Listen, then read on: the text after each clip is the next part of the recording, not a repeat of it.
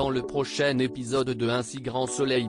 Tandis que Jacques est dans un état critique, Claudine et Alain se rapprochent. Attention, les paragraphes qui suivent contiennent des spoilers sur l'épisode d'Un si grand soleil diffusé demain soir sur France 2. Si vous ne voulez rien savoir, ne lisez pas ce qui suit. Mardi 9 août dans Un si grand soleil. Jacques est dans un état critique. Myriam en veut toujours à Elisabeth d'avoir porté plainte contre Jacques sans lui demander son avis. Cette dernière essaie alors d'apaiser les tensions et lui enjoint d'oublier cette histoire. Au moment où elle se met à travailler, Myriam reçoit un appel de Marc qui lui annonce que Jacques a eu un accident de voiture. À l'hôpital, le docteur Lewis annonce à Louis, Léonore et Marc que Jacques a subi un traumatisme crânien sévère et qu'il a une hémorragie interne. Un coup dur pour Marc qui appelle Myriam. Bien qu'il s'en veuille d'avoir été dur avec son père, Marc estime que cette mise en examen n'a rien arrangé. Selon lui, son père était fragile lorsqu'elle a porté plainte contre lui. De son côté, Myriam lui demande de ne pas lui faire porter la responsabilité puis rappelle que c'est elle. Cosmétique qui est à l'origine de cette plainte. Cependant, Marc n'arrive pas à s'enlever de la tête que sans cela, Jacques n'en serait pas là aujourd'hui. Plus tard, Marc est convoqué au commissariat où Élise lui apprend que l'accident de son père a eu lieu sous un pont et qu'aucun autre véhicule n'était présent. Il n'y a donc aucun témoin. Selon le rapport médical, il n'a pas été relevé de traces d'alcool, de drogue ou de médicaments. Il n'y a pas eu non plus de malaise cérébral ni cardiaque.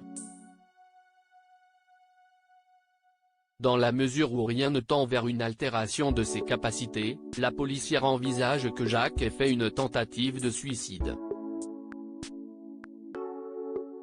Non loin de là, Louis fait écouter à sa mère le message que son grand-père lui a laissé juste avant l'accident et dans lequel il lui demande pardon.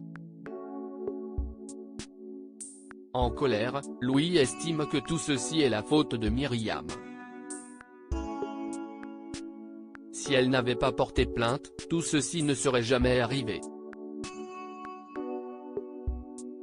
Bien qu'il n'en ait aucune envie, l'adolescent rentre malgré tout chez son père puis reproche à Marc et Myriam d'être à l'origine de l'accident de son grand-père.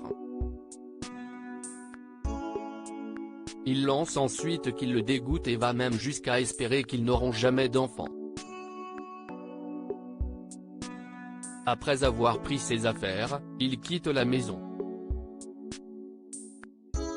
Claudine et Alain se rapprochent. Claudine se rend sur les lieux de l'accident de Blamont et interroge des passants ainsi que des commerçants du coin. Après avoir mené sa petite enquête, l'avocate se rend chez Maître Levar et affirme avoir le témoignage d'une personne qui a vu Blamont tomber de son escabeau le matin même de son prétendu accident. Elle explique ensuite qu'elle a discuté avec le manager d'un hôtel qui lui a révélé des choses intéressantes et qu'il pourra témoigner devant le juge que Blamont n'a jamais été heurté par la voiture d'Alain. En quittant le cabinet, Claudine appelle Alain et lui conseille de porter plainte contre Blamont pour faux témoignages et tentative d'escroquerie. Selon elle, c'est la seule solution pour faire peur à la partie adverse. Il fixe donc un rendez-vous dans la soirée pour en parler. De son côté, Serge se rend au camping et accuse son client d'avoir voulu escroquer le docteur Alphand. En colère, il lui fait comprendre qu'il va devoir demander une conciliation sans quoi il devra des dommages et intérêts au docteur Alphand. Au commissariat, Alain est au téléphone avec Elisabeth et lui raconte que Claudine lui conseille de porter plainte.